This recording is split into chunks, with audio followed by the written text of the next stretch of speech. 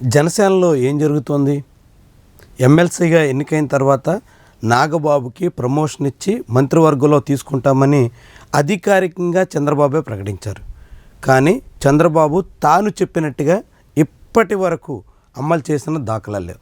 అసలు నాగబాబుకి క్యాబినెట్లో బెర్త్ దక్కుతుందా లేదా అన్న సందేహాలు ఇప్పుడు జనసేనలో పెరుగుతున్నాయి. సరిగ్గా అదే సమయంలో జనసేనకి క్యాబినెట్లో చోటు ఇవ్వాలంటే ఇప్పటికే ఉన్న ముగ్గురు మంత్రుల్లో ఒకరిని తప్పించక తప్పని పరిస్థితి ఏర్పడుతోందా అనేటువంటి ప్రశ్న మొదలైంది.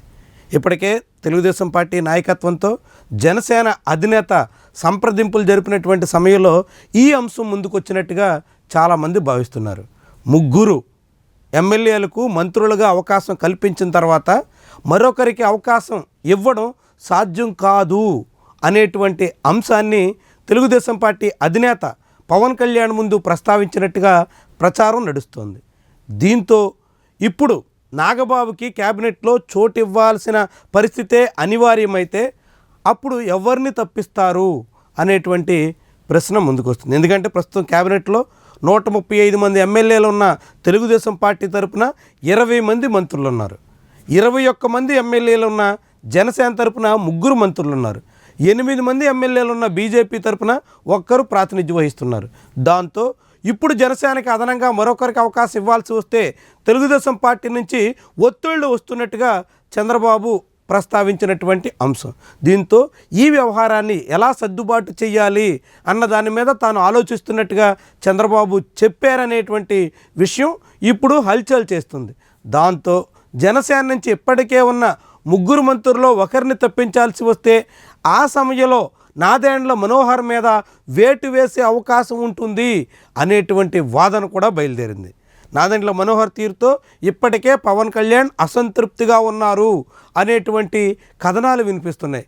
గతంలో పీడిఎస్ బియ్యం అక్రమ రవాణా విషయంలో కానీ ఆ తర్వాత తెలుగుదేశం పార్టీ అధిష్టానంతో సఖ్యంగా ఉంటూ అనేక అంశాల్లో పవన్ కళ్యాణ్ని కూడా బైపాస్ చేస్తున్నారు అనేటువంటి అంశాల్లో కానీ జనసేన అధినేత కాసింత అసంతృప్తిగా ఉన్నారు అనేటువంటి రీతిలో చాలా మాటలు వినిపిస్తున్నాయి. అందుకు తగ్గట్టుగానే ఇటీవల పార్టీ ఆవిర్భావ దినోత్సవ వేదిక మీద నాదెండ్ల మనోహర్తో తనకి ప్రత్యేకమైనటువంటి అనుబంధం ఉంది అనేటువంటి విషయాన్ని పవన్ కళ్యాణ్ చాటుకునే ప్రయత్నం చేసినట్టుగా చెప్తున్నారు. వాస్తవానికి గతంలో కూడా పార్టీ ఆవిర్భావ వేదికల మీద ఎన్నడూ నాదెండ్ల మనోహర్తో ఉన్నటువంటి సంబంధాన్ని అనుబంధాన్ని చాటుకునేదానికి ప్రత్యేకంగా ప్రాధాన్యత ఇవ్వని పవన్ కళ్యాణ్ ఈసారి పిఠాపురం సమీపంలో జరిగినటువంటి ఆవిర్భావ వేడుకల సందర్భంగా ప్రత్యేకంగా నాదెండ్ల మనోహర్ని దగ్గర తీసుకుని చేసినటువంటి హంగామా వెనక వారిద్దరి మధ్య ఉన్నటువంటి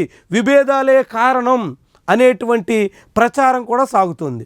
ఇదే సమయంలో నాగబాబుకి ఖచ్చితంగా క్యాబినెట్ బెర్త్ ఇవ్వాల్సిన పరిస్థితి వస్తే అందుకు అనివార్యంగా నాదెండ్ల మనోహర్ని పక్కన పెట్టేస్తారా అనేటువంటి కథనాలు కూడా వస్తున్నాయి. అయితే నాదెండ్ల మనోహర్ ఇప్పుడు జనసేన తరపున ఉన్నటువంటి ముగ్గురు ఎమ్మెల్యేలు ఏకైక కమ్మ నాయకుడు, మిగిలిన ఇద్దరు కాపులే కావడంతో ఇప్పుడు మూడో బెర్త్ కూడా కాపు కులానికే చెందినటువంటి నాగబాబుకి ఇచ్చే అవకాశం ఎంత మేరకు అనేటువంటి ప్రశ్నలు వినిపిస్తున్నాయి. ఇప్పటికే జనసేనలో సీనియర్లుగా ఉన్నటువంటి ఎమ్మెల్యేలు కొణతాల రామకృష్ణ కావచ్చు, లేదంటే మండలి బుద్ధప్రసాద్ కావచ్చు, ఇలాంటి అనేక మంది తమకు పార్టీలో తగినంత ప్రాధాన్యత దక్కడం లేదు, పార్టీ తరపున మాకు అనేక అవకాశాలు ఇవ్వాల్సి ఉన్నప్పటికీ కూడా పక్కన పెట్టేస్తున్నారు అంటూ కలత చెందుతున్నటువంటి తరుణంలో తొలిసారిగా ఎమ్మెల్సీగా ఎన్నికైనటువంటి నాగబాబుకి నేరుగా క్యాబినెట్ బెర్త్ కట్టబెడితే అది అనేక సమస్యలకి కారణమవుతుంది అనేటువంటి అభిప్రాయం కూడా ఉంది.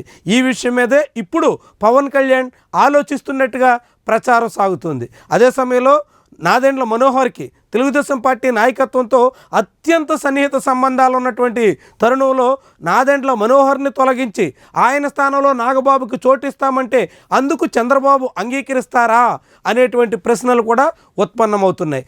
దీంతో నాదెండ్ల మనోహర్ని మంత్రివర్గం నుంచి తొలగించడానికి తగ్గట్టుగా ఏం చెయ్యాలి అన్న దాని మీద ఇప్పుడు నాగబాబు శిబిరం అనేక రకాలుగా కసరత్తులు చేస్తున్నట్టు చాలామందే అంచనా వేస్తున్నారు. నాదెండ్ల మనోహర్కి పూర్తిగా పార్టీ బాధ్యతలు అప్పగించడం ద్వారా, పార్టీ నిర్మాణం కోసం తగ్గట్టుగా ఆయన సమయాన్నంతా వెచ్చించడం ద్వారా మంత్రివర్గంలో నాగబాబుకి అవకాశం ఇద్దాం అనేటువంటి ప్రతిపాదన తీసుకొచ్చే ప్రయత్నం చేస్తున్నట్టుగా చాలామంది అంచనా వేస్తున్నారు. అయితే అంతవరకు పవన్ కళ్యాణ్ ప్రయత్నం చేస్తారా?